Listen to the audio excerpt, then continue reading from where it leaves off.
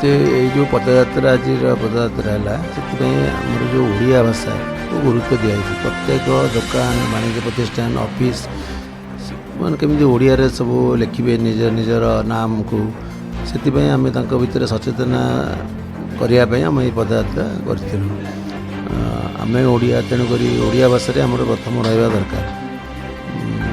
ପ୍ରତି ଦୋକାନ ଅଫିସ୍ ଯେକୌଣସି ବାଣିଜ୍ୟ ପ୍ରତିଷ୍ଠାନ ସବୁ ଜାଗାରେ ଓଡ଼ିଆରେ ଲେଖା ବାଧ୍ୟ।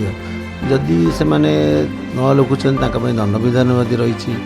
ପ୍ରଥମେ ଯାଇକି ଆମେ ତାଙ୍କୁ ବୁଝେଇବୁ, ବୁଝେଇଲା ପରେ ଯଦି ନ ଲେଖୁଛନ୍ତି ସହକଜ ମାଗିବୁ, ସହକଜ ଯଦି ନ ପାରୁଛନ୍ତି ଦେନ୍ ଆମେ ତା ନାଁରେ କେସ୍ କରିବୁ। କେସ୍ ହେଲେ 10,000 ପର୍ଯ୍ୟନ୍ତ ଫାଇନ୍ ଅଛି ତାଙ୍କର।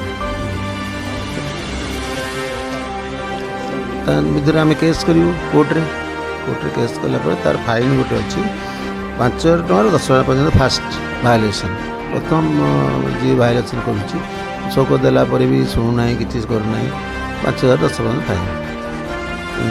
ଦ୍ୱିତୀୟରେ କଲେ ମିନିମମ୍ ହେଉଛି 10,000।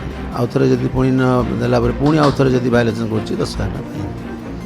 ତାପରେ ବାଧ୍ୟ ଏଇଟା କୋର୍ଟରେ ଫାଇଲ୍ କରିବୁ ଆମେ।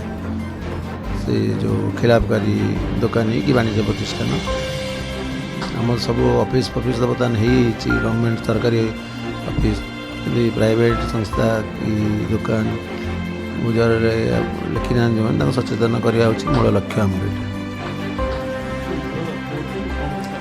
ସଚେତନ କରି ତାଙ୍କ ଦୋକାନ କେମିତି ଓଡ଼ିଆରେ ନାମ ଫଳକ ରହିବ ତାପରେ